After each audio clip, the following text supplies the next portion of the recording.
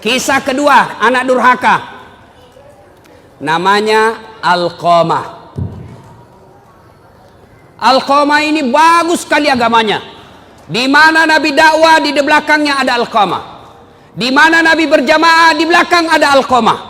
Tapi anehnya, ketika sakaratil maut tidak bisa mengucapkan 2 kalimat syahadat. Sakaratil maut dibimbing oleh Bilal, la ilaha illallah. Alqamah coba bilang la. Tidak ada. Akhirnya Bilal lapor sama Nabi, ya Rasulullah, Alqamah sakaratil maut tidak bisa mengucapkan 2 kalimat syahadat, tolong Anda doakan. Nabi heran, kok bisa? Alqamah kan baik agamanya, dia selalu berjamaah, dia selalu ikut pengajian, bagus bacaan, kok bisa? Didoakan oleh Nabi, tetap tidak bisa.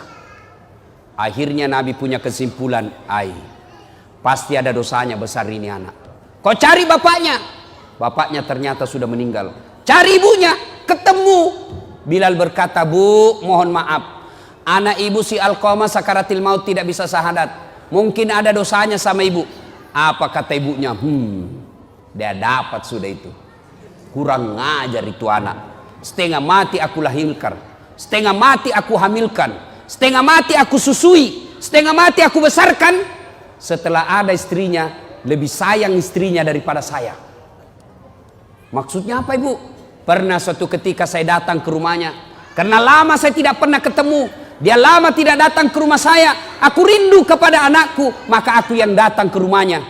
Ketika saya mau datang ke rumahnya, sebelum saya buka pintu pagarnya, belum saya masuk pintu rumahnya, saya dengar dia berkata kepada istrinya, Bu, datang ibu, sembunyi cepat itu kacang. Didengar sama ibunya, nangis ibunya, tidak jadi masuk kembali ke rumah. Disampaikanlah kejadian ini kepada Nabi. Nabi lalu bersabda, waduh, malopo dosa ana Alqamah. Dek nana salama ya tuan nanai, macilakai. Katanya, besar dosanya nih Alqamah, tidak selamat dia. Panggil ibunya, atau saya yang datang sama dia. Panggil ibunya datang. Nabi bersabda, Bu, lihat anaknya, dia tidak bisa syahadat, tidak selamat kalau tidak dimaafkan sama ibu. Dia bilang ibunya, biar saja, dia rasa supaya kurang ngajar itu anak. Kata Nabi, Bu, kalau begitu lebih baik saya bakar api dunia daripada apinya neraka yang bakar. Karena kalau api dunia masih ringan dibanding api neraka. Adik-adik, api itu ada 3-4 tingkatan. Bapak-bapak, ada yang tahu berapa tingkatan api? Berapa dek? 4. Api tingkatan pertama warnanya merah. Itu warnanya perokok. Ada perokok di sini? Ada? Berhentilah merokok pak. Bapak kalau merokok itu sama membunuh orang Palestina. Itu biasa orang perokok kan seperti kayak beleng-beleng.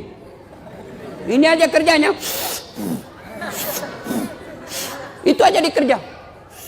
Sekali-kali usap. Isap kunyah. Jangan dibuang bos. Kok kasih rugi kita. Baru-baru meninggal istrinya Indro Warkop DKI apa itu yang tukang lucu-lucu itu, Warkop DKI. Indro meninggal istrinya gara-gara apa? Kena kanker paru. Gara-gara apa? Karena suaminya selalu merokok, istrinya kena kanker karena selalu mengisap asap rokok. Apa ini merokok ini? Berhenti merokok pak. Jangan marah ya. Bapak kalau marah terserah, saya sudah mau pulang besok. Berhentilah merokok. Ini bapak-bapak anaknya dilarang merokok. Awas kalau kau merokok, awas. Saya tempelin kau kalau saya dapat kau merokok. 10 menit dia bilang, Pi kau belikan saya rokok nak. Maksud lo? Ada juga ustadz di sini merokok. Ada ustadz. Kalau ada ustadz merokok, ustadz beleng-beleng. Masa anak santri dilarang merokok baru dia merokok di depan santri? Tidak boleh pak.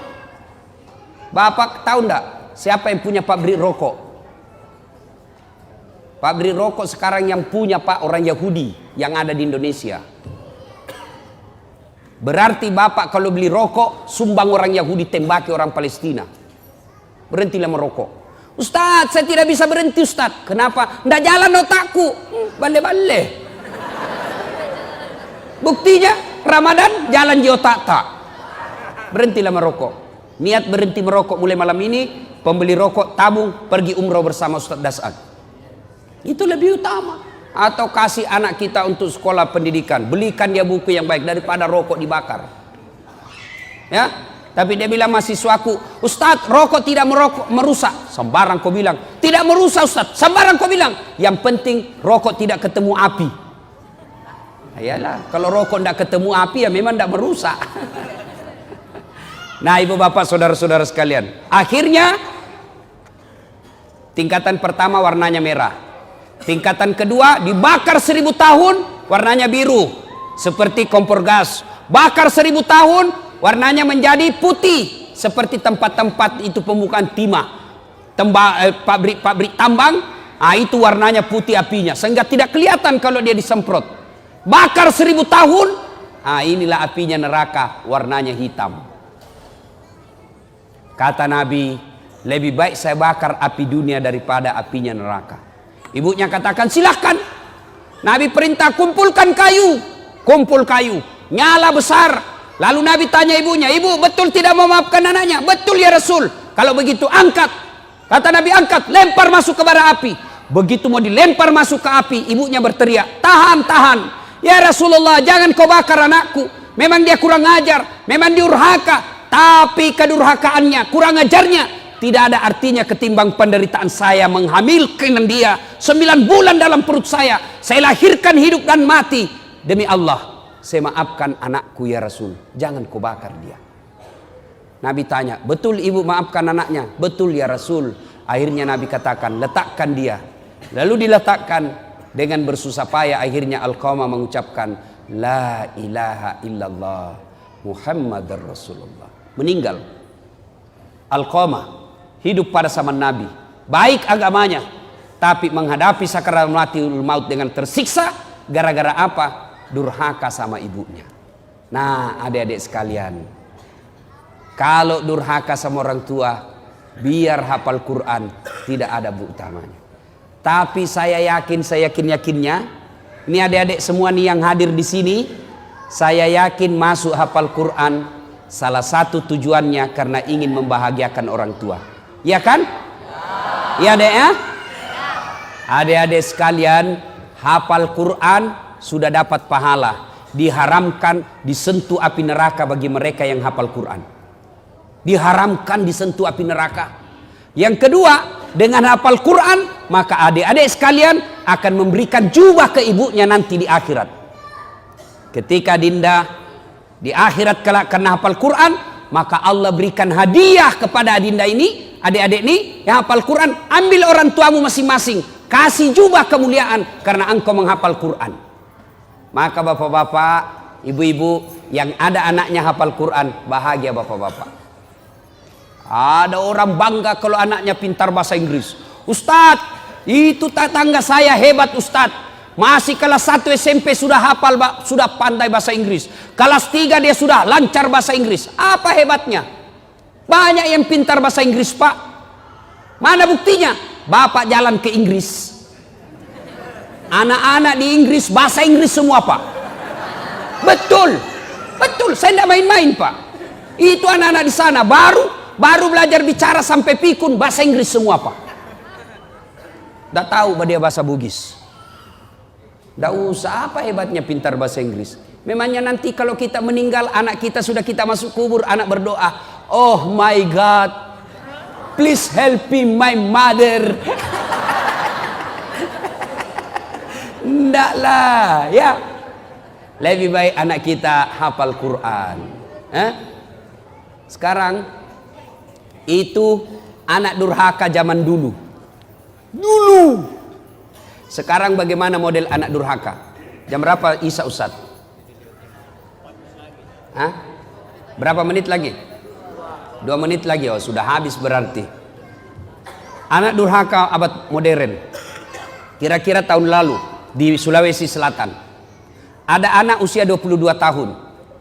lepas dari di apa itu opname, karena dia penyakit diabetes, masuk di opname, keluar opname, besoknya langsung mau pergi naik motor, dilarang sama ibunya. Nah, kau baru keluar dari rumah sakit makan ongkos, kalau kau keluar sakit lagi kamu, jangan kau keluar nak, saya mau keluar, dilarang sama ibunya. Marah ini anak, dia tempeleng ibunya, ditempeleng ibunya, dilihat sama bapaknya, kurang ajar ini anak, mamanya ditempeleng, datang bapaknya, dia pukul, melawan ini anak. Bapaknya usia 60 tahun, ini anak usia 22 tahun, duel berkelahi, jatuh bapaknya pingsan, dia seret masuk ke gudang, dia cungkil dua belah mata bapaknya, meninggal bapaknya pak, meninggal bapaknya, tangkap sama polisi. Beberapa hari kemudian meninggal juga ini anak, tidak ada yang mau solati. Sempat ribut di medsos di Sulawesi Selatan. Anak durhaka zaman sekarang. Apalagi anak durhaka. Saya mau pergi ceramah di Sulawesi Selatan, mau pergi takziah. Tiba-tiba ada ibu-ibu menangis, Ustadz tolong datang ke rumah saya Ustadz. Nangis, Ustadz tolong bantu saya. Kenapa ibu? Tenangkan ibu, tarik nafas. Tenang ibu, meninggal suamiku Ustadz.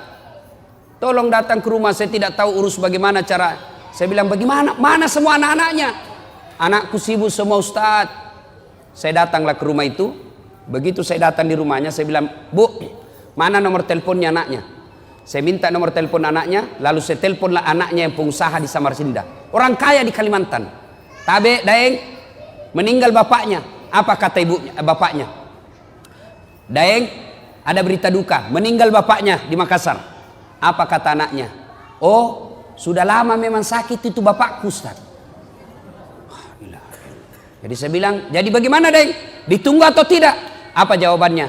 Tidak usah ditunggu Ustaz, biar saya pulang tidak merubah keadaan. Jadi bagaimana? Silakan kirim SMS nomor rekeningnya Pak Ustadz, biaya pemakaman dan pengurusan jenazah saya transfer, Ustadz saja yang ngurus. Anak durhaka Pak. Bapak mau punya anak seperti itu? Mau punya anak seperti itu? Tentu tidak mau. Mau punya anak yang soleh dan soleha? Mau punya anak yang soleh dan soleha? Masukkan ke pondok anak kita.